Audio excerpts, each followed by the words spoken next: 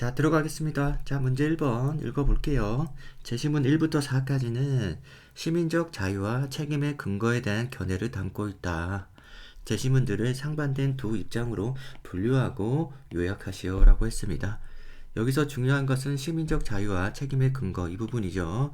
이 부분인데 좀 더 조심해야 될 부분은 여기서 이게 하나가 아니라 하나의 의미 덩어리가 아니라 자유와 책임이 나눠진다는 것을 이해할 수 있어야 돼요. 그래서 이제 앞으로 분류될 두 개의 입장은 일부는 자유, 그 나머지 일부는 이제 책임에 해당하는 내용이라는 것을 파악할 수 있어야 되고 그렇지 못하면 굉장히 혼란스러웠겠죠.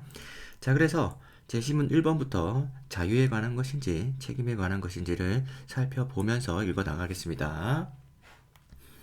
자, 그래서 제시문 1번 현대 민주주의 사회는 표현의 자유를 기본적 인권의 하나로 인식한다라고 해서 벌써 자유가 나오고 있죠. 제 논제에서 자유와 책임을 끊어 읽었으면은 자유라는 것에서 힌트를 얻을 수 있을 텐데 그게 아니라 이걸 하나로 읽었다 그러면은 여기 아직까지는 그죠 정확하게 주제가 파악이 되지 않을 겁니다. 아무튼 자, 첫 번째 문장은 이제 자유라는 것을 보여줬다라는 것으로 체크하고 넘어가고, 자, 그 다음에 두 번째 문장부터 빠르게 읽어 나갈게요. 자, 세계 각국은 언론, 출판, 사상 등 표현의 자유에 헌법상 우월적 지위를 부여하고 있다. 결국 이제 계속 자유를 얘기하고 있습니다. 표현의 자유. 자, 문명 세계에서 확고히 자리 잡은 표현의 자유에 결정적으로 기여한 사람은 존 밀턴이다. 여기서 이제 존 밀턴이라는 사람과 나중에 마지막에는 여기 뒤에 나오는 스튜어트 밀 이렇게 나오거든요. 그래서 대부분의 내용은 존 밀턴으로 설명을 하고 있고 뒷부분 스튜어트 밀까지 이어지는 내용으로 제시문이 이어지는데 뒷부분은 더 이어졌을 것 같아요. 그런데 여기서는 재구성을 했겠죠. 아마도 뒷부분 잘라서 이런 식으로 인물 중심으로 자유에 대한 설명을 하고 있지 않았었나 라고 한번 추론해 볼 수 있겠습니다. 아무튼 계속 읽어볼게요. 자, 그가 1644년에 발표한 아레오파지티카, 너무 어려운데 아레오파지티카 이렇게 있는 게 맞는지 모르겠습니다. 아무튼 이 책 이름인 것 같습니다. 사상의 자유롭고 공개적인 시장이라는 표현의 자유에 대한 대명제를 제시했다. 여기서 이제 핵심적인 거는 여기서 자유는 자유인데 시장이라는 표현이 여기서 좀더 구체적으로 나옵니다. 자, 그래서 거짓과 진리가 대결과 경쟁을 벌이면 필연적으로 진리가 승리한다는 것이 이 책의 일관된 논지다라는 겁니다. 자, 그래서 타인의 사상과 사고에 제한 없이 접근하면 인간의 이성은 진위와 선악을 구별할 수 있고, 그러니까 필연적으로 진리가 승리하기 때문에 그 내용이죠. 그래서 밀턴은 진리는 특정 개인이나 집단의 전유물이 아니라 자유롭고 공개된 경쟁에 따른 이게 이제 시장에서 이루어지는 경쟁이죠. 시장의 경쟁에 따른 대중적 인정에 의해서만 생존할 수 있는 독특한 힘을 지니고 있다고 주장하며 진리의 단지 대결의 장을 허용하라. 시장을 허용하라는 거예요. 시장을 허용하라는 뜻이고, 또 모든 아이디어는 공개 시장에서 자유 조정되어야 하며, 시장에서 자유 조정되면 저절로 진리가 승리한다는 거죠. 진리의 승리를 자유 조정이라고 표현하고 있고, 허위의 의견이든 진리의 의견이든 제한 없이 표현되어야 사상의 자유롭고 공개적인 시장이 형성될 수 있다고 설명했다. 그러니까 자유가 보장된 시장이 있어야, 그죠? 그리고 경쟁을 통해서 진리가 승리할 수 있다는 얘기죠. 자, 그래서 한편 검열과 허가의 대안으로는 관용을 부르짖었다. 봐주자라는 거죠. 그죠? 허용하자. 진리는 절제다 다음으로 강하기 때문에 허위와의 공개적인 대결을 허용하기만 하면 반드시 승리한다며 허위에 대한 관용을 두려워할 필요가 없다고 주장했다. 그죠? 자, 허위를 검열하고, 그죠? 관리하는데 너무 힘쓰지 말자. 가만히 내비두면 진리가 저절로 승리하게 되니까, 그죠? 너무 이제 이쪽에 힘쓰지 말자라는 거고. 계속 읽어볼게요. 르네상스 이후 전개된 17세기 종교의 불관용 시대의 관용을 호소하고 나선 밀턴의 통찰과 용기는 이 책 아레오파지티카를 언론 자유의 경전으로 자리매김시켰다. 그죠? 자, 진리는 승리를 위해 어떤 정책도 전략도 허가도 필요하지 않는다. 가만히 냅두면 스스로 이길 것이라는 거죠. 자, 그런 것은 오류가 진리의 힘에 대항하기 위한 속임수이며 방어체일 뿐이다. 그러니까 오류라는 것은 약하다는 거죠. 진리에 비하면. 자, 그래서 밀턴은 표현의 자유에 대한 존중이 진리 발견과 민주주의 발전을 불러올 것이라고 진단했다. 이제 새로운 개념이죠. 앞에서는 어떤 시장에서 진리를 가만히 냅두기만 하면은 저절로 승리할 것이다 얘기를 하고 있고, 그것이 민주주의 발전이라는 이 개념을 지금 여기서 소개하면서 민주주의 발전까지겠죠. 예, 불러올 것이다 이렇게 얘기하고 있습니다. 자, 그는 표현의 자유를 보장함으로써 더 안정적으로 사회가 변화해 갈 수 있다고 보았다. 그래서 지금 앞에서 했던 얘기, 이제 이 부분은 표현의 자유를 보장한다는 얘기고, 민주주의 발전은 안전적 사회 변화에 대한 얘기가 되겠습니다. 자, 표현의 자유는 공동체적 가치를 넘어 인간 본연의 존엄성을 지키고 자아 발견을 가능하기도 한다고 했다. 여기서 조금 다른 얘기가 나와요. 그죠? 여기는 좀 다른 얘기입니다. 앞에서는 표현의 자유를 이제 보장하면 시장을 통해서 진리가 이길 것이고, 그러므로 진리가 아닌 오류에 너무 힘쓰지 말자, 관용의 태도로 대하자라는 것을 얘기했고, 그 다음에 그를 통해서 민주주의 발전도 그저 가져올 수 있다, 사회적 안정적으로 그저 변해갈 수 있다, 이 정도 얘기를 하고 있는데, 여기서는 좀 더 새로운 얘기죠. 공동체적 가치, 그리고 인간 본연의 존엄성, 그리고 자아 발견, 이것은 앞에서 했던 얘기와 조금 논지가 좀 다르죠. 그죠? 이 내용 체크를 하시고, 자, 그럼 뒷부분에 여기에 대한 내용 좀 더 나와줘야 되겠죠. 그래서 아레오파지티카는 미국과 프랑스 혁명에 영향을 미치며 세상을 움직였다. 의회는 종교의 자유, 집회의 자유, 표현의 자유 또는 언론의 자유를 억압하는 어떤 법률도 제정해서는 안 된다는 미국 등등 이런 얘기가 나와요. 그러면은 공동체적 가치를 넘어 인간의 본연의 존엄성이나 자아 발견에 대한 부연 설명이 없네요. 그죠? 더 이상 없습니다. 더 읽어볼게요. 그래도. 자, 그래서 밀턴은 기존 지식과 다른 생각에 대해 폐쇄적인 사회는 영원히 진리를 추구할 수 없다고 강조했다. 자, 이러한 아레오파제티카의 관용 정신은 사회의 유용성, 공공의 복리를 근거로 누군가에게 침묵을 강요하는 형태를 정면으로 비판하는 존 스튜어트 밀의 자유론의 밑바탕이 되었다. 그래서 여기서 뭔 내용이 나올 것 같았어요. 이 부분에서. 그런데 이 부분의 내용 뒤에서 구체적으로 설명이 되지 않고, 그렇다고 해서 이 내용이 앞부분을 정리한 내용도 아니라는 거죠. 아니죠. 그죠? 아니기 때문에 이 부분은 그냥 생략해도 되겠다라는 생각을 해볼 수 있겠습니다. 자, 그래서 스튜어트 밀의 내용을 몇 줄 안 돼 있는데, 그죠? 이거 마저 읽으면은 자유론의 바탕이 되었는데 침묵을 강요하지 말자, 그 내용이라는 거겠죠. 자, 그래서 어떤 의견이 잘못인 경우라도 그 의견 표명을 공동체를 위한다는 명분으로 억압하면 결국 진리와 오류의 대결로 얻게 되는 진리에 대한 보다 명료한 지각과 선명한 인상을 잃게 하는 불이익이 초래한다는 자유론의 주장으로 이어진 것이다. 그래서 진리가 자유롭게 그죠 표현될 수 있어야 그 진리가 빛을 볼 수 있는데, 사상의 검열이라든지 그죠 표현의 자유가 억압이 되면은 진리조차도 그죠 힘을 잃게 된다, 그런 얘기까지 하고 있습니다. 어쨌든 간에 이제 공동체를 위한다는 명분으로 억압하면 안 된다는 거예요. 억압하면 안 된다, 이 내용이 미래의 핵심적인 내용이 되겠습니다. 어쨌든 존 밀턴의 주장과 다를 바는 없죠. 그래서 논리적인 부분들을 한번 정리를 해보면, 첫 번째 이제 표현의 자유를 다른 색깔로 해볼까요? 자, 표현의 자유를 강조하고 있습니다. 근데 표현의 자유가 그죠 시장에서 시장이 형성이 돼야 된다는 거고, 그 다음에 시장에서 경쟁하게 되면은 저절로 승리하게 된다. 그죠? 그러니까 마음껏 표현의 자유를 그죠 펼칠 수 있도록 허용해 주자. 그리고 이것이 진리가 아닐 수 있는 그런 어떤 오류나 이런 의견에 대해서도 검열이나 허가하지 말고 관용의 태도로 대하자라는 얘기를 하고 있습니다. 그러면 어떻게 된다고요? 이 내용 모두가 그죠 민주주의 발전을 이룰 수 있다는 거고, 민주주의 발전뿐만 아니라 이제 우리 약간 이제 선택사항으로서 공동체 가치라든지 존엄성, 자아 발견까지 그죠 요거는 이제 선택이에요. 여기서 이제 부연 설명이 뒷부분에 나와주지 않기 때문에 요거는 이제 배제도 된다라고 말씀을 드릴 수 있겠습니다. 앞부분의 내용이 중요하죠. 그 다음에 이제 뒷부분에서는 관용 정신을 조금 더 그죠 강조하고 있습니다. 왜냐하면 스튜어트 밀의 자유론에서 관용 정신이 이어지면서 좀 더 확대되고 있기 때문에, 논리가 확정되고 있기 때문에 관용 그죠 공동체 명분으로 억압하면 안 된다, 이런 얘기 되겠습니다. 이제 큰 틀에서 보면 표현의 자유를 얘기를 하고 있고, 좀 더 정리해 볼까요? 큰 틀에서 보면은 여백이 없어가지고 표현의 자유 잠깐만요.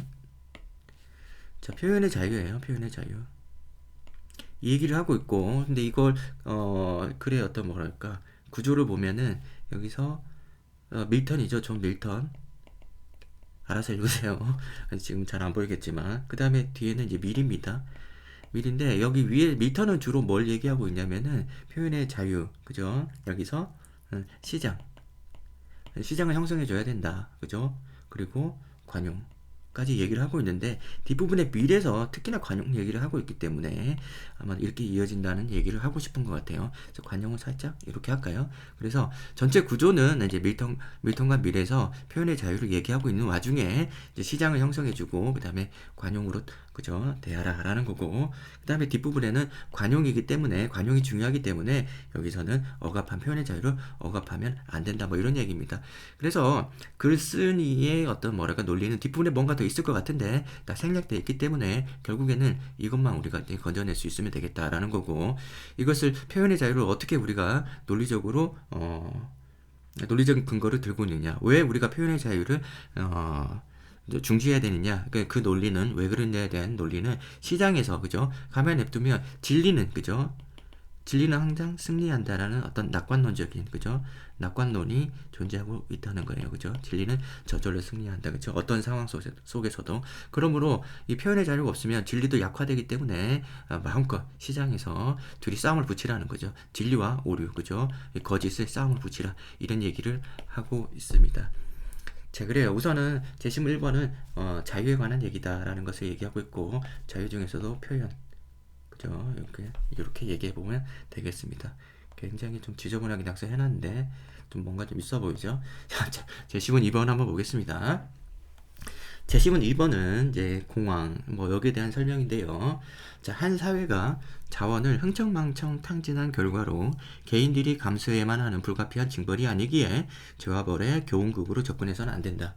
자, 뒷부분 다 읽어보시면 알겠지만은 이 첫 번째 문장은 사회가 잘못이 아니라는 거예요. 그러니까 사회 잘못 때문에, 사회가 잘못했기 때문에 개인이 감수하는 게 아니다, 여기에 방점이 있는 거예요. 사회의 실수가 아니다 라는 겁니다. 자, 이 문장만 가지고 이렇게 이해하기는 쉽지 않았겠지만 뒤에 다 읽어보면 그렇다는 거예요. 자, 그래서 두 번째 문장은 넘어가면은 공황은 위험하긴 하지만 유능한 의사가 제대로 된 진단과 처방만 내린다면 얼마든지 치료할 수 있는 질병이다. 생략. 자, 케인즈는 공황의 원인 역시 과잉 투자 및 이에 따른 과잉 생산이 아니라 수요의 부족이라고 보았다. 요거 두 개를 비교하고 있고요. 자, 그래서 즉 한 나라에 자본이 아무리 많고 사람들이 열심히 일하더라도 충분한 유효 수요가 확보되지 않는 한 대량 실업과 공황은 결코 피할 수 없다. 이게 공황의 구체적인 내용이죠, 그죠?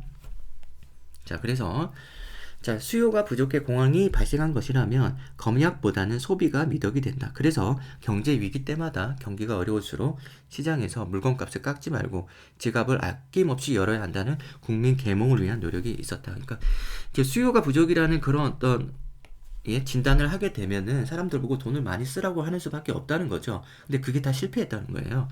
자, 그래서 하지만 케인즈는 이와 같은 캠페인이나 교육에 의해 소비를 늘리는 것은 불가능하기 때문에 실패했다는 거죠. 이런 계몽이. 자, 그래서 특히 개인적 차원에서 이루어진 최선의 선택이 공동체 차원에서 사태를 악화시키는 상황에 구성의 모순을 지적했다. 자, 이제 뒷부분은 전부 구성의 모순에 대한 내용입니다. 그래서 앞부분의 내용은 뭐냐면은 자, 이제 여기서 이제 사회, 개인 이렇게 나오면은 만약에 이제 여기서 이제 공황이라는 얘기를 하고 있는 와중에 사회, 개인, 여기에서 수요의 부족으로 우리가 이 공황의 문제를 진단하게 되면 개인에게 자꾸 뭔가를 요구한다는 거죠. 뭘 요구한다고요? 소비를 요구한다는 거죠. 이런 어떤 국민 계몽을 통해 가지고, 하지만 이게 현실적으로 가능하지 않다는 얘기입니다. 자, 그렇습니다. 자, 그러면은 어떻게 해결책은 어디서 나오겠어요? 여기서 나와야 되겠죠. 근데 이 얘기를 하기 전에 이제 문제의 틀을, 이런 어떤 질병의 진단을 개인의 어떤 뭐랄까 수요 부족으로 보지 않고 사회의 어떤 참여의 어떤 뭐랄까 뭐라고 말해야 되죠? 사회적인 문제로, 그러니까 사회 공동체가 해결해야 될 문제를 전환하기에 앞서 구성의 모순을 얘기를 하고 있습니다. 왜 개인은 소비를 증가시키지 못하는가? 그 부분에 대한 얘기를 하고 있어요. 뒷부분 계속 읽어보겠습니다. 자, 가령 경기가 나빠서 회사가 급여를 삭감하는 상황을 생각해보자. 사태가 개선될 조짐이 없다면 개인의 입장에서는 미래의 불확실성에 대비하기 위해 저축을 늘리는 것이 바람직한 대응이다. 바람직한. 그래서 이제 저축을 늘린다는 것은 소비를 낮춘다는 거죠. 소비를 하지 않고 저축을 늘리는 것이 바람직한 혹은 합리적인 거죠. 개인으로서는 합리적이라는 거예요. 바람직한. 자, 그러나 다른 사람들도 같은 선택을 하게 된다면 경제 전체적으로 소비가 크게 줄어들어 수요가 줄어드는 거죠. 내가 고용된 회사 제품에 대한 수요 또한 감소될 것이다. 이걸 뭐라고 얘기할 수 있어요? 이런 식으로. 그죠? 악순환이죠, 악순환. 그죠? 악순환이 계속 이어진다는 거예요. 자, 이러한 경우 회사가 고용을 줄이는 방식으로 대응하거나 아예 도산하는 최악의 사태가 일어날 수 있다. 자, 악순환의 결론이죠. 자, 구성의 모순이 일어나는 상황에서는 자, 일어나는 상황에서는 개별 주체들의 자유로운 선택이 전체적으로 바람직한 결과를 도출할 것이라고 기대하기 어렵다. 이게 핵심이죠. 어렵다. 그죠? 개인들이 아무리 합리적인 선택을 한다 하더라도 구성의 모순이라면 전체적으로 그죠? 개별 주체가 전체적으로 서로 모순적인 결과가 발생한다는 거죠. 내가 돈을 아끼면 아낄수록 내 돈은 더 줄어드는 그런 상황이 발생한다는 겁니다. 자, 그래서 다음 줄 읽어보면 개별 주체들의 입장에서는 저축을 늘리는 것이 합리적인 선택일 뿐만 아니라 불가피한 선택이다. 그죠? 즉 공황의 상황에서는 각자가 저축이 나쁘고 소비가 미덕이라는 점을 충분히 알고 있다 하더라도 소비를 늘리는 선택을 할 수가 없어요. 그래서 내가 저축을 줄이고 소비를 늘리더라도 다른 모든 사람의 저축은 늘린다면 나의 상태는 더욱 악화될 것이기 때문이다라는 거죠. 사람들이 각자 합리적인 선택을 하게 되면은 그죠? 그 경제 상황이 더욱 악화될 수밖에 없다는 겁니다. 따라서 개인은 이 어떤 경제의 어떤 불황 사태, 그죠?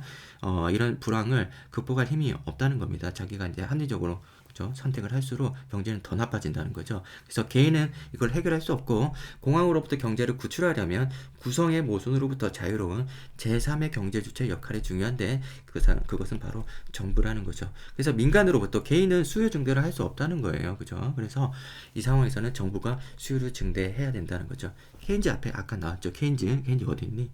예, 여기 나왔죠. 케인즈의 주장이 이겁니다. 그러니까 개인들을 할 수 없으니까 정부가 나서서 정책적으로 자본을 투하해가지고 수요를 높여서 기업의 어떤 공급을 그죠 감당해야 된다. 그럼으로써 공황을 극복할 수 있다. 그런 얘기고 그죠 영웅적인 경제학자죠. 그렇습니다. 네, 맞죠, 그죠. 그래서 여기서 이제 결국에는 이 내용은 개인의 자유 이런 내용이 아니고 그죠 사회적인 측면에서 그죠 공동체의 측면 공동체나 정보로 볼 수 있겠죠. 개인이 아니라 이거 왜 이러나? 예, 개인이 아니라 사회. 미치겠네. 예, 공동체, 그죠? 특히 구체적으로 정부의 역할을 강조하고 있습니다. 정부의 역할이 중요하다라는 얘기입니다. 자, 그래요. 이 정도 얘기가 나왔는데 우선 앞에서 제시문 1번 같은 경우에는 자유에 대한 얘기가 정확하게 나오고 있는데 이제 2번은 이게 자유는 아닌 것 같은데 책임이 맞나 이런 생각을 할 수 있습니다. 그래서 2번은 여기서 판단을 내릴 수가 없기 때문에 저도 이제 뭐 억지로 여기서 이게 공동체다 얘기를 하고 싶지 않아요. 그냥 우리가 이제 나중에 종합적으로 판단을 해봅시다. 그러나 이제 논리적인 구조는 한번 생각을 해본다 그러면은 공황은 개인이 해결할 수 없다는 거예요. 왜냐하면 개인은 합리적으로 생각하면 할수록 그죠 이런 어떤 공황의 악순환을 그죠 더욱 가속화시킬 수밖에 없다.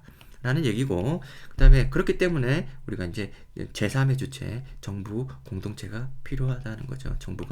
정부의 역할 필요하다 이런 얘기를 하고 있습니다. 그런 의미에서 사회가 뭐 이렇게 사회의 문제 그죠 여기에 사회가 문제가 있으니까 그죠 개인들이 감수해야 된다 합리적인 선택을 해야 된다 이 얘기는 잘못된 주장이라는 거죠. 안 된다. 이 주장이라는 거죠. 자, 그렇습니다. 어쨌든 기본적인 가정은 개인의 합리적이란 얘기긴 합니다. 그죠? 자, 그 다음에 3번을 볼게요. 3번 보면 자본주의를 기반으로 한 현대사회에서는 자신이 기여한 바 혹은 자격에 따라 보상을 받는 이른바 능력주의 원칙이 널리 퍼져 있으며 자본주의는 기본적으로 능력주의 원칙이라는 거죠. 그렇습니다. 본인이 이제 능력이 있으면 그만큼 돈을 더 비례해서 많이 번다는 생각 이것이 자본주의 기본적인 태도 중에 하나입니다. 그리고 그것을 이러한 성과에 대한 환장하겠네. 자꾸 이렇게 튕기네. 자, 그래서 이것을 이제 우리가 이제 자원 분배라고 할 수 있죠. 그러니까 능력이 있는 사람에게 더 많은 월급을 주는 것, 이것을 자원 분배라고 보지 않습니까? 그래서 능력이나 성과에 따라서 자원 분배하는 것이 공정하다고 생각한다는 거죠. 그죠? 이게 이제 효율적이라는 얘기를 넘어서, 효율적이라는 것은 단순히 이제 뭐 계산적인 측면에서, 그죠?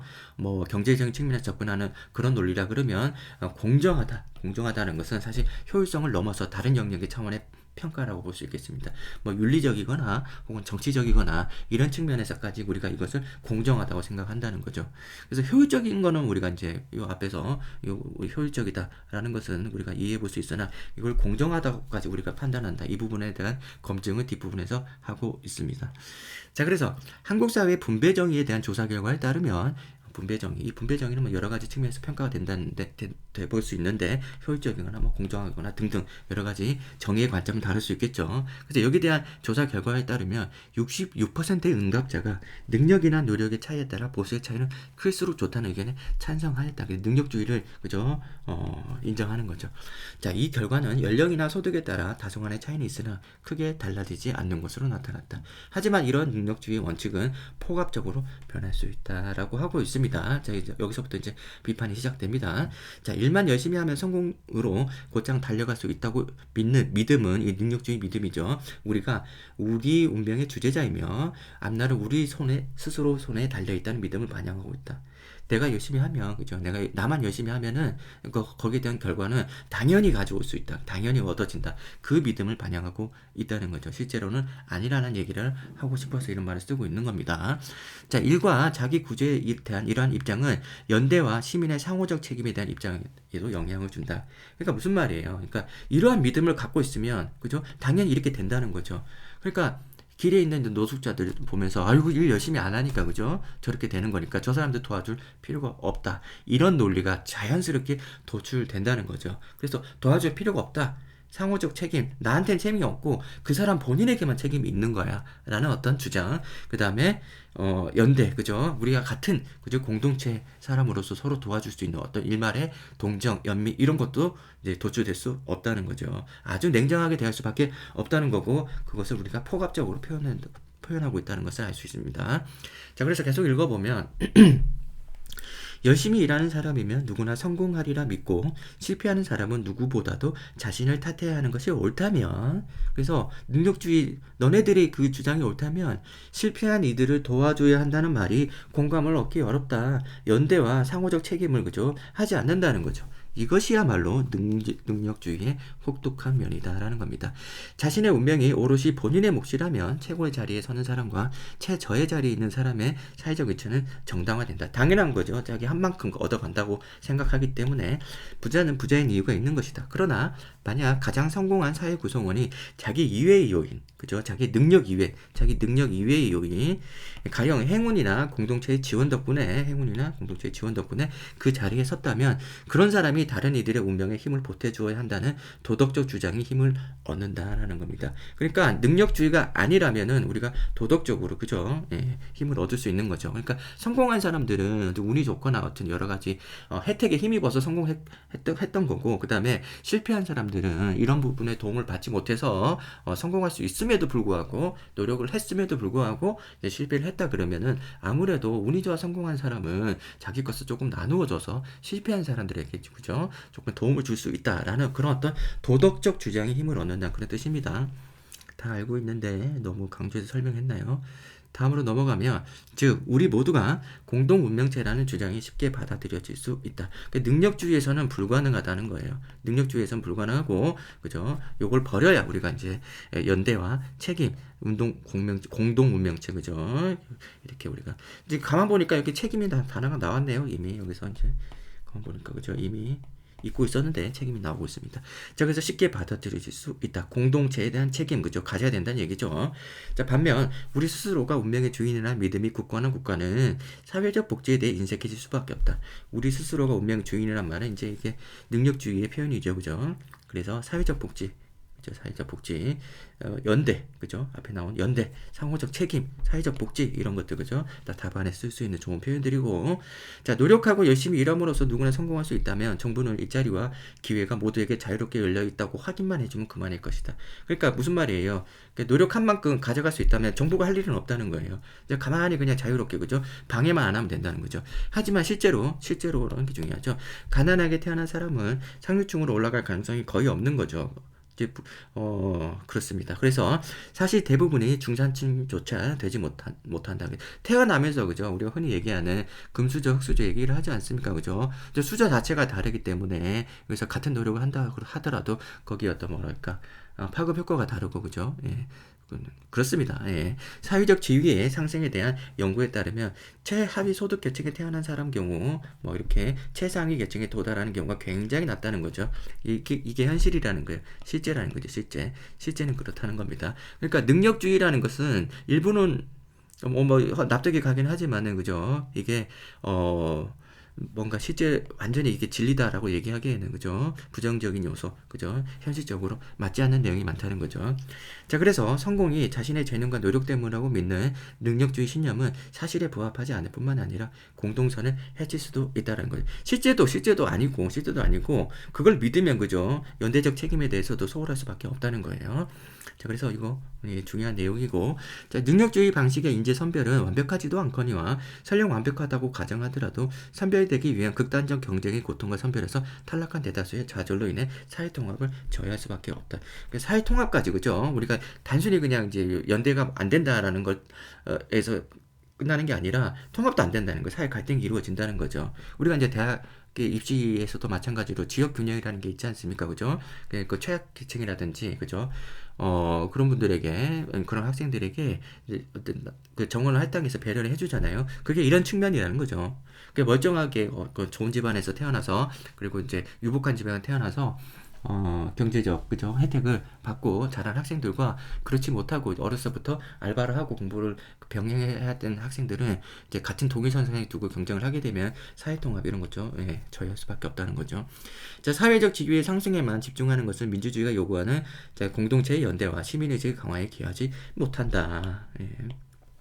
자, 상승에 실패한 사람들도 스스로 공동체의 구성원으로 여길 수 있도록 할 방법을 찾아야 된다. 그렇지 못한다면 능력주의 사회의 대부분의 사람들의 삶은 불행할 수밖에 없다. 통합이 안 돼서 계속 갈등하게 된다. 갈등이 이제 많은 사회가 행복할 수 있겠습니까? 예. 자, 그래서 능력주의는 개인의 자유에 대한 유쾌한 연속으로 이루어져 있다.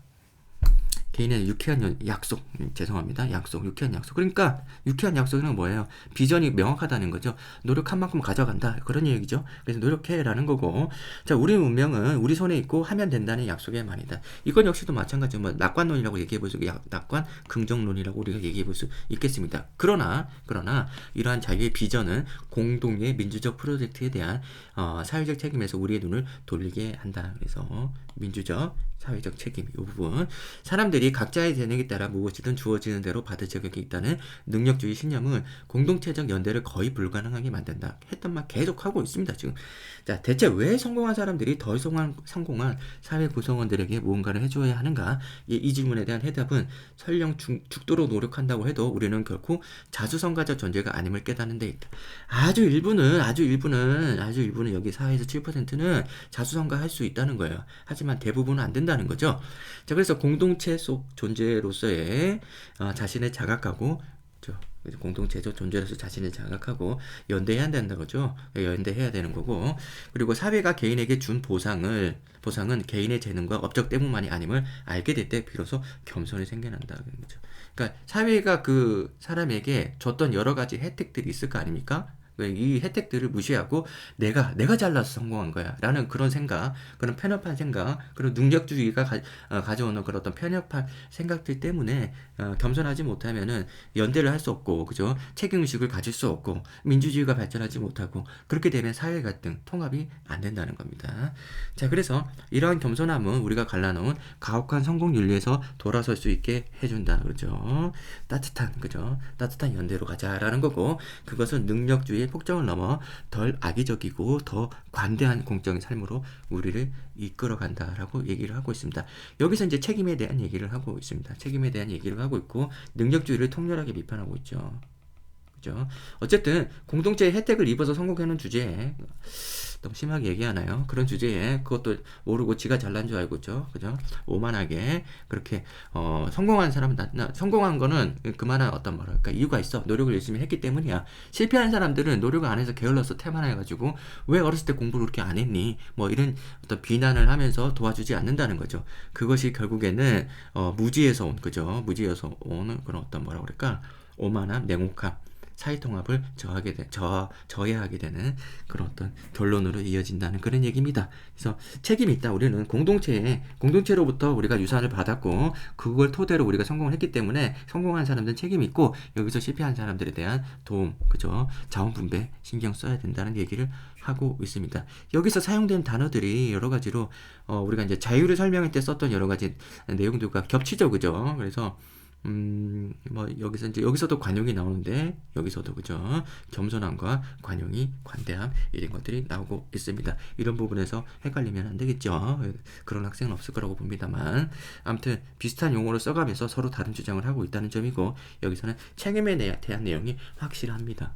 네, 그렇습니다. 논리를 한번 다시 되짚어 보면은 능력주의, 자본주의에서 이제 능력주의가 우리가 이제 무조건적으로 맹목적으로 그죠 숭배되고 있는데 사실 따지고 보면은 이 능력주의는 정의가 아니다는 거죠. 공정하지 않다는 겁니다. 공정하다고 생각만 한다는 거죠. 공정하지 않다는 거죠. 자, 공정하지 않은 이유는 사실상 이 성공이라는 것은 그죠 자신의 능력만으로 성공하는 게 아니라는 사실. 실제 그죠 아니라는 사실 자신이 노력한 만큼 그 결과가 따라오지 않는다는 사실과 그 다음에 실제로 이런 사고 방식은 공동선해진다는 거죠. 그래서 이런 논리는 연대와 상호 책임에 그죠 부정적인 생각을 그죠 전제하고 있기 때문에 이런 어떤 도덕적으로 힘이 없다는 거죠. 이런 주장은 그래서 도덕적으로 힘을 가질 수 있으려면은 그죠 여기 나와 있는 낙관론, 근정론 이런 거를 우리가 지향하고 겸손, 그죠 관대함 네, 이런 걸 통해 가지고 사회 통합을 이룰 수 있어야 된다라는 겁니다. 능력주의는 허구라는 겁니다. 능력주의는 허구이기 때문에 사실도 아니고 그렇게 그런 어떤 허구를 믿게 됨으로써 얻어지는 결과도 굉장히 사회에 부정적인 영향을 미칠 수 있다라는 겁니다. 자, 그래요. 자, 4번 한번 봅시다. 4번. 자, 한 경제학자는 시장 경제 또는 자본주의 경제를 인류가 발견한 최선의 경제 시스템이라고 보았다. 그래서 시장 경제. 세상에 이거 뭐 비판할 내용인지 아니면 뒷부분에서 부연된 내용인지를 좀 살펴봐야 되겠죠. 자, 개인들이 자신의 이익만 추구하려 한다면 대부분의 경우 각자의 이해관계가 충돌하면서 갈등만 빚어질 것이다. 그러나 라고 하고 있으므로 그러나 그죠. 자기 이익의 자유로운 추구가 자유 나오네. 예. 일단 시장이라는 공간에서 시장까지 또 나오네. 그죠. 지금 마치 일본의 논리를 그대로 그죠. 일본에서는 표현의 자유 얘기하고 있었는데 여기서는 시장 경제 얘기를 하면서도 똑같은 논리가 사용되고 있습니다. 자유와 시장이죠. 행해지기만 한다면 정부나 사회 전체의 계획과 같은 보이지 않는 손이 존재하지 않더라도 이제 개인의 이익은 물론 사회 전체 이익도 함께 구현될 수 있다. 그래서 개인의 이익, 사회 전체 이익, 그죠? 시장 경제 만능주의죠, 그죠? 시장 경제 하기만 하면은 개인도 이득이고 사회도 이득이다, 그죠? 자, 그래서 여기서 보이지 않는 손의 전제 조건으로 공감의 중요성도 함께 강조되었다는 점을 놓쳐서는 안 된다. 뭐 그렇대요. 공감.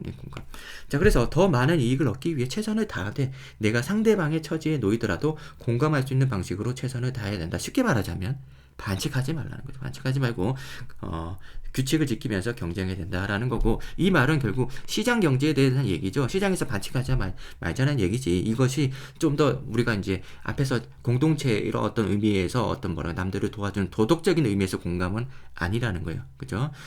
도덕적인 의미, 도덕은 아니었어요. 그죠? 그죠? 도덕은 아니고 이런 어떤 규칙. 그죠? 도덕이나 양심의 내용은 아니고, 그죠? 규칙을 지키자는 거죠, 그죠? 자, 그래서 개인은 물론 사회 전체의 이익도 극대화될 수 있다는 것이다. 여기까지 읽었고. 자, 그래서 또 다른 경제학자는 시장에서 활동하는 가장 중요한 구성 단위이자 의사결정 주체인 개인에 대해서 제한적인 지식이라는 관점에서 바라보았다. 여기서는 앞에서는 이제 시장 경제에 대해서 그죠? 이게 만능이다라는 얘기를 하고 있고 뒷부분에서 이제 개인의 어떤 이런 제한적인 지식이라는 개념을 도입을 하면서 개인에 대한 거죠. 더 읽어보고 정리할게요. 자, 예컨대 개인은 눈 가리기를 두른 말과 같은 존재로 눈 가리기 안에서 보이는 전경은 이해할 수 있어도 그것을 뛰어넘는 상황에서는 알 수 없다. 그러니까 개인의 전체를 조망할 수 없다는 거예요. 제한적인 지식밖에 없어가지고 이 세계를 다 알 수는 없다는 거예요. 정보가 더 없다는 거죠. 자, 그래서 즉 개인은 자신의 주변에 대한 제한적인 지식만 가지고 행동하는 존재라는 것이다. 자, 이는 정치가든 경제학자든 어떠한 개인도 사회 전체를 전망하거나 계획할 수 없음을 뜻한다. 그래서 개인에 대한 설명, 그죠? 전제를 설명하고 있죠. 개인은 모두 알 수 없다. 제한적 지식, 자, 여기까지 얘기를 하고 전체를 알 수 없다는 거죠. 전체 알 수 없다, 모른다라는 거. 자, 그러나 시장은 쭉 읽어보겠습니다. 가격 시스템을 통해 개인들을 연결시킴으로써 하나의 질서로 신뢰받는 제도가 될 수 있다. 이게 시장 얘기가 나오죠. 그러니까 개인은 하나하나 두고 보면 그렇긴 하지만 이 사람들을 다 모아두면은 저절로 조정이 된다는 겁니다. 자, 그래서 그런 의미에서 시장이 등장하는 거고, 가격 시스템이 작동하는 시장은 제한된 지식만을 가지고 있는 개인들로 하여금 자유와 정의를 충분히 누릴 수 있도록 해주는 공간이다. 계속 읽어볼게요. 자, 또한 여기 자유 여기 또 나오기도 하죠, 그죠? 자, 그래서 또한 시장은 자의적이거나 특수한 명령에 의한 강제가 아니라, 강제하면 안 된다는 거고, 추상적 원리의 강제에 의거하여 자원을 배분하는 시스템이며, 그죠? 추상적 원리, 자, 보이지 않는 손이라는 거죠. 자, 그 다음에 경제적 자유를 보장하는 유일한 제도란 점에서 유일한 경제적 자유 보장, 인류가 도달할 수 있는 최선의 사유 형태라는 것이다. 극찬을 해놓고 있습니다. 자, 개인이 모여 만든 시장은 화폐, 언어, 도시 등과 마찬가지로 개인들의 의도하지 않는 행동의 결과로 출현한 자생적 질서의 하나가 된다. 그러니까 시장만 만들어주면은 개인은 조금씩 부족한 사람이 있지는 모르겠으나 이 사람들끼리 모여가지고 자율 조정이 된다는 거죠. 자생적으로 질서가 만들어진다는 거예요. 자, 그래서 즉 시장은 오랜 기간에 걸쳐 여러 개인의 적극적인 상호작용 속에서 어디 읽고 있냐? 시장은 개인이나 집단의 사전 계획 없이도 우리가 이제 사전에 계획하지 않아도 모여만 있으면 그죠? 저절로 질서를 만든다는 거고, 인간 활동을 조직하여 자연적인 안정을 제공한다. 그러므로 시장의 자생적 질서를 공동체 이익이나 명분으로 바꾸면 안 된다라는 거죠, 그죠? 공동체 어떤 특별한 거죠, 그죠? 여기서 사전 계획이 이런 거죠, 그죠? 이런 명분으로 하면 안 된다는 거죠. 사전 계획하면 안 된다. 그냥 가만히 내비두면 된다라는 얘기고, 이것은 아주 낙관론이죠, 그죠? 그래서 1번의 내용과 마찬가지 얘기가 되겠습니다. 자, 1번하고 4번하고는 이제 같은 주제라는 걸 알 수 있고, 그리고 이제 3번은 우리가 이제 책임에 대한 내용이라는 걸 알 수 있겠는데, 공동체 책임인데, 여기서 이제 2번에 대해서는 정확하게 우리가 이제 자유는 아니라는 걸 알 수 있겠지만, 이게 책임의 근거가 될 수 있는가라는 부분에서, 그죠? 애매하다고 볼 수는 있겠습니다. 여기서 어떻게 우리가 이 내용을 어떤 여기 위에 나오죠? 시민적 자유와 책임의 근거, 그죠? 책임의 근거를 여기서 어떻게 읽어볼 수 있을 것인가? 조금 어려운 것 같긴 해요. 그죠? 예. 솔직하게 말해서 조금 어렵긴 합니다. 근데 다만 이제 우리가 이제 이걸 한번 합쳐볼 수 있다 그러면 공동체적 관점에서 정부가 해야 될 책임이 있다, 이런 얘기를 하고 있는 것 같아요. 정부의 역할, 정부의 책임이 있다는 거죠. 개인들은 책임이 없고요. 개인은 책임 할 수도 없고 역할을 떠맡을 수도 없고 이런 공황을 해결할 수 있는 어떤 능력도 없고, 정부가 이런 사회 공황, 경제적인 문제를 해결해야 될 책임이 있다. 공동체의 관점에서, 정부의 관점에서 접근해야 된다. 그런 얘기를 하고 있는 것 같은데, 이게 전혀 어울리지 않는 것 같은 느낌이 있습니다. 근데 개인의 자유로운 선택만 부정하고 있다는 것은 알 수는 있겠어요. 그냥 개인이 자유롭게 합리적인 선택을 하면 할수록 경제는 점점 더 악순환의 일로로, 그죠? 그죠? 가속화된다라는 것은 알 수 있겠는데, 개인의 자유를 부정한다는 걸 알겠는데, 책임의 관점에서 우리가 읽어보려고 하면 쉽지는 않겠다라는 생각을 해볼 수 있겠습니다. 그래서 전반적으로 이제 여기까지가 우리가 이제 요약의 내용이 되겠고, 답안을 보면서 책임을 어떻게 우리가 쓰고 있는지, 특히 제시문 2번 한번 사신 눈을 그죠? 아주 그냥 뚫어지게 보면서 2번 한번 봐줘야 되겠고, 정말 잘 쓰고 있는지 봐줘야 되겠고, 답안을 떠나서 우리가 이제 이 분류하면서 요약하는 과정에서 실제 이제 성균관대에서 요구하는 뭐라고 했죠? 그 변별력은 통합적으로 요약을 했느냐의 문제예요. 그래서 1번과 4번이 같은 내용이라는 건 아니잖아요. 같은 내용이긴 한데, 자유를 주장하고는 같은 내용이긴 한데, 1번과 4번을 그냥 요약만 해놓고 이거는 자유에 관련된 내용이라고 하고 그냥 단순 요약만 해버리면은 이것은 나쁜 점수를 받게 될 거예요. 좋은 점수는 가당치도 않고 나쁜 점수를 받게 되고, 이 1번과 4번, 그러면 1번과 4번은 같은 입장이긴 하지만은 그 안에서 어떤 의미에서 이런 어떤 자유를, 그죠? 주장하고 있는지, 왜 그렇게 주장하고 있는지 어떤 논리의 차이는 있을 거란 말이죠. 그걸 짚어줘야 돼요. 그걸 짚어줘야 됩니다. 자, 그래서 왜 우리가 자유냐, 1번, 4번 자유인 건 알겠는데 왜 자유냐 한번 살펴보면, 비교를 해보시면요, 비교라고 말하는 게 가장 적절하겠죠. 비교를 해보시면 1번에서는 그죠, 똑같이 4번과 똑같이 낙관론을 주장을 하고 있어요. 그러니까 가만히 냅두면 그죠? 시장에 맡기면 저절로, 그죠? 진리가 이긴다. 그리고 4번에서는 시장에 맡기면 당연히 질서가 형성이 된다는 얘기입니다. 여기서는 진리가 힘이 강하고, 그죠? 진리는 무조건이고, 그런 얘기를 하고 있습니다. 반면에 이 제시문 4번 같은 경우에는 이제 개인이 무조건 어떤 완성된 어떤 뭐랄까 합리성을 가진 주체로서의 개인을 상정하고 있진 않아요. 개인은 부족하다라는 게 우선이고, 시장이죠.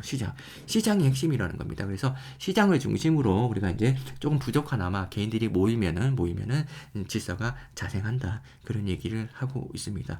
거의 같은 내용이죠. 위에서도 시장이 중심이기도 하고 하지만은, 여기서 위에서는 이제 진리가 아주 이제 무조건 완벽한 진리의 완결성을 얘기하고 있다면, 여기서는 개인의 어떤 뭐랄까 부족함, 이런 것들을 얘기하고 있고, 시장이라는 것이 핵심적으로 서로, 그죠, 중요하게 다뤄주고 있는, 그죠, 핵심 매개체라는 것을 알 수 있습니다. 그러므로 공동체의 이익이란 명분으로, 그죠, 마지막에 이것도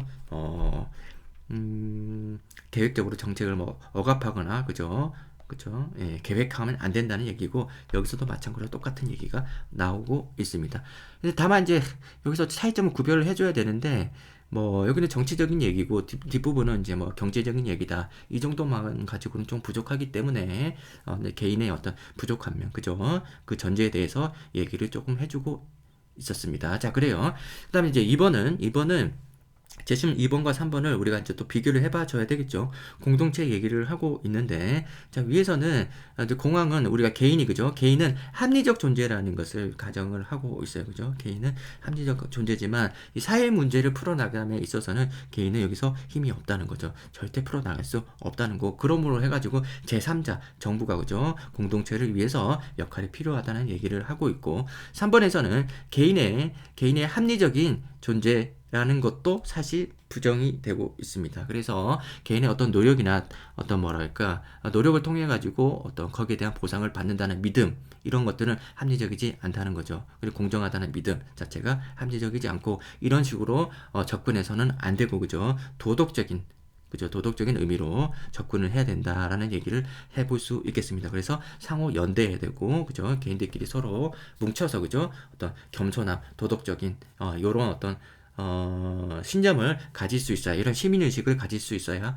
연대하면서 사회 갈등을, 그죠, 불러오지 않는다는 얘기인데, 여기 2번에서는 그와 다르게 개인들은 할 일이 없고 정부가 이제 개입해서 해줘야 된다, 이런 얘기를 하고 있습니다. 살짝 다르죠, 2번과 3번은. 그래서 이런 해결 방법의 주체가 서로 다르다는 점, 요것도 지적을 해주면은 나름은 또 괜찮은 답안이 될 수 있겠습니다.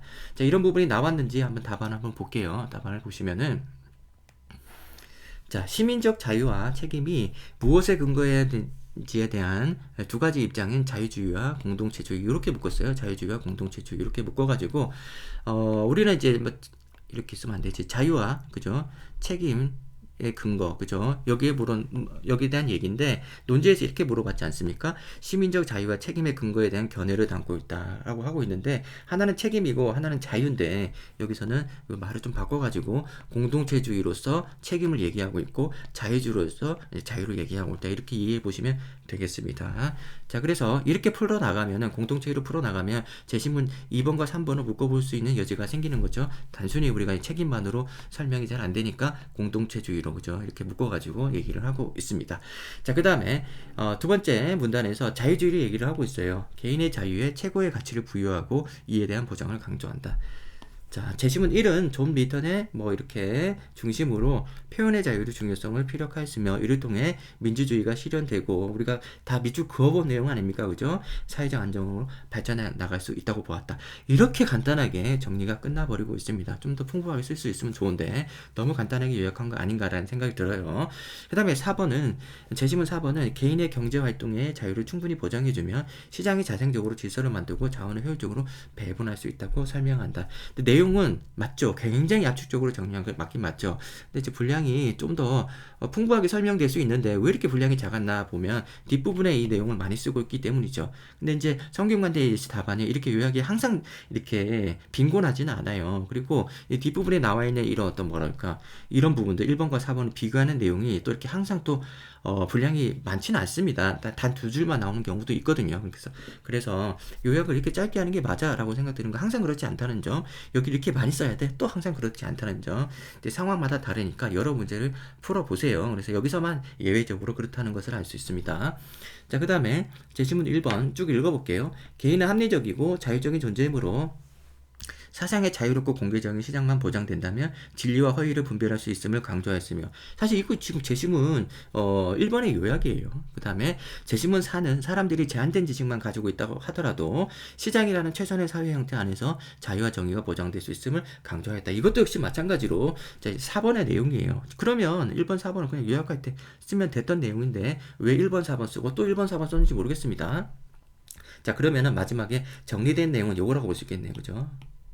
이건 줄 알았는데 이게 아니네요. 그죠? 이거라고 볼 수 있겠습니다. 자, 그래서 위의 내용은 여기까지가 요약이에요. 요약이 작지 않네요. 그죠? 충분하네요. 자, 이렇게 해가지고 여기까지 요약으로 판단을 해줘야 되겠고, 선생님은 자, 1번, 4번 끝나고 다시 1번 시작하길래 여기까지 요약인 줄 알았습니다. 그게 아니었네요. 뒷부분까지. 왜 이렇게 쓴지 모르겠지만. 아무튼 두 제시문은 설령 공동체 이익이 목적이라 하더라도 개인의 이건 공통적으로 쓰고 있는 얘기죠. 제시문에서 둘 다 이런 표현이 맨 마지막에 나오고 있습니다. 개인의 자유와 권리는 침해돼서는 안 된다는 공통된 입장을 그죠? 주장하며 시장도 형성돼야 된다는 것도 역시 공통된 거죠. 자, 개인의 표현의 자유와 경제활동의 자유를 보장해주는 시장의 중요성을 여기 시장 나오네. 그죠? 강조했다.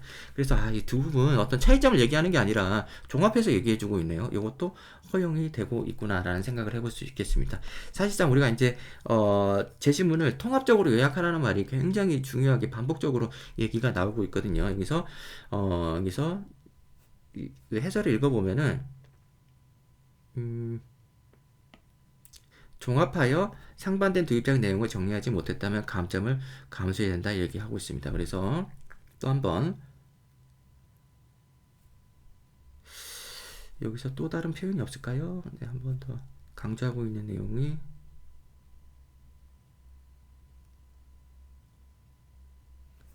지금 못 찾겠네요. 못 찾겠는데 아무튼 여기서 요약은 요약이고 요약보다 더 중요하게 생각하는 게 이 부분이거든요. 근데 이 부분을 쓸 때 보통 이제 여러 가지 이제 방안들이 있어요. 이제 대표적인 경우가 이제 차이점을 얘기해 주는 경우고, 이렇게 이것처럼 공통점을 얘기해 주는 경우는 잘 없어요. 없어요. 왜냐하면 입장을 분류할 때 공통점을 지금 다 얘기하고 있지 않습니까? 윗부분에서 이 자유주의 얘기를 하면서 이 내용들이 다 언급이 되고 있는 거기 때문에 말하자면, 그래서 요약하면서 저절로 나와주는 내용이라 공통점을 따로 얘기를 해주지 않는데 아주 특이한 경우고, 이런 경우도 허용이 된다라는 거죠. 네, 그것만 이해하시고 넘어가면 되겠습니다. 그 다음에 두 번째 문단에서 한편 공동체주의에서는 개인의 자유와 권리에 대한 지나친 강조가 공동체 이익에 저해 공동체주의를 얘기를 하고 있습니다. 그래서 자유와 책임을 했으면 여기서 이제 책임주의라고 얘기를 쓰면 좋을 텐데, 그게 제시문 3번을 이제 포괄할 수 없으니까 공동체주의를 이렇게 쓰고 있습니다. 물론 이제 자유주의와 공동체주의는 서로 짝이 되는 그런 개념어는 맞긴 맞습니다. 자, 그래서 여기까지 하고 있고, 제시문 2는 구성의 모순이라는 개념을 통해 개인들의 자유로운 선택이 궁극적으로 사회 전체에 바람직하지 않은 결과를 초래할 수 있음을 설명한다. 이와 유사한 맥락으로 정보 얘기는 하나도 안 나오고 이렇게만 쓰면 안 되는데 요약이 부족하죠. 이와 유사한 맥락에서 제시문 3도 개인의 성공에 대한 능력주의 신념을 불평등과 승자 독식, 이런 말은 없었기 때문에 굳이 정당화하는 등 공동선을 해칠 수 있다고 본다. 또한 개인의 공동체 안에서 소속감, 연대감, 책임감을 느낄 때 사회가 발전할 수 있다고 주장함으로써 능력주의 한계를 지적하고 있다. 능력주의 한계를 우리가 실제로 그렇지도 않고, 그죠? 그리고 이제 능력주의를 계속 우리가 맹신하다 보면은 연대를 할 수 없다, 그죠? 사회 통합을 할 수 없다, 그런 논리로 쓰고 있는데, 이런 어떤 논리가 풍부하게, 그죠? 정확하게 구체적으로 나와 있지 않아서 매우 아쉽고, 그죠? 자, 이 제시문 이렇게 압축적으로 요약한 건 맞긴 한데 좀 더 잘 보여줄 수 있으면 좋겠어요. 실제로도 그렇지 않다는 점, 그리고 이것이 사회 통합에도 저해된다는 점, 그런 얘기를 쓰면 좋겠죠.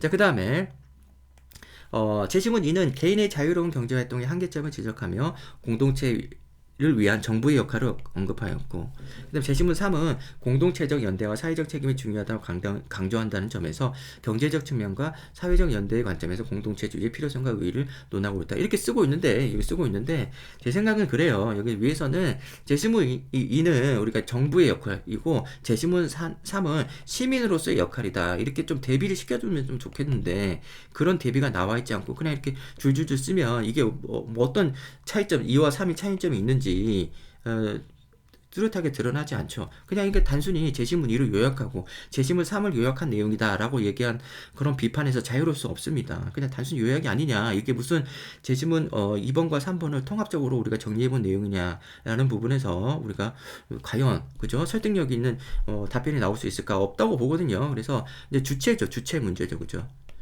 주체 문제죠. 그래서 위에서 주체는 정부고 밑에 주체는 시민이다. 이렇게 구별을 해주는 게 좋겠다는 거죠. 좀 명확하게. 그죠? 자, 위에서는, 특별하게 이제 얘기가 없으니까 공통점만 얘기가 나와가지고, 이 부분에서는요, 나와서 이렇게 된 건데, 차이점이 나오긴 하죠. 그 차이점이 주체죠. 이 주체를 명확하게 드러내주면서 얘기를 써주는 게 적절하지 않나라는 생각이 들어요. 그렇게 쓰지 않으면은, 단순 요약 같은 느낌이 들어요. 2번과 3번 그냥 요약한 문장 같은 그런 느낌이 들기 때문에, 이거는 여러분들 성균관대, 지금 매번 성균관대, 논술 강의를 하면서, 똑같은 내용을 마무리하면서 이렇게 마무리를 똑같은 방식으로 얘기를 하는데 우선은 이 성균관대의 문제를 그냥 풀어보는 학생들이 있으면 여기까지는 이해를 하시고 성균관대를 지원하는 학생들 마지막에 성균관대 합격을 위해서 따로 전략이 필요한 학생들이 있어요. 그런 학생들이 파이널 수업을 들을 텐데 그때 가서 우리가 논의를 깊게 할 얘기들은 지금 빼놓겠습니다. 조금 들어가다 말았는데 그런 내용들을 빼놓을게요.